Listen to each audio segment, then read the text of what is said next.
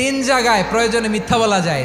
এক নাম্বার, আপনার ওয়াইফকে খুশি করার জন্য, সে একটু এরকম না বলে একটু কৌশল করে বললে খুশি হবে, ওটা বলা যায়। দুই নাম্বার, জীবন মরণের ব্যাপার, যান বাঁচানোর জন্য একটু কৌশল করে ঘুরিয়ে বললেন, এটা জায়েজ। তিন নাম্বার, দুইজন ঝগড়া লাগছে তাদেরকে মিলিয়ে দেওয়ার জন্য কৌশল করে একটু মিথ্যা বলা, ঘুরিয়ে বলা যায়। দুইজনের মধ্যে দেখলেন যে সম্পর্ক খারাপ, একজনরে বললেন, ভাই সে তো ওই দিন আপনার ব্যাপারে অনেক প্রশংসা। কি আমার ব্যাপারে প্রশংসা? কি বললো? এই বললো আপনি নাকি এই করছেন ওই করছেন, অনেক প্রশংসা। লোকটার মন খুশি হয়ে যাবে তার ব্যাপারে, ঠিক কিনা?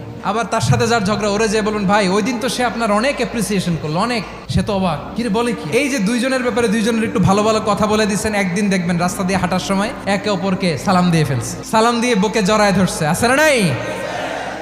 আবার মিলমিশ হয়ে গেছে। কিন্তু আমাদের স্বভাব হইলো, দুই প্রতিবেশী যদি একসাথে বসে একসাথে হাঁটে, দূর থেকে দেখলে আমাদের জ্বলে, আছে না নাই? ঘটনা কি? এই দুইটার মধ্যে এত মিল কে? এই দুইটার মধ্যে গিরিঙ্গি লাগানো যায় কিভাবে? আল্লাহর কাছে তওবা করেন, এই মানসিকতার যেন আমরা না হয়, আমরা মিলিয়ে দিব।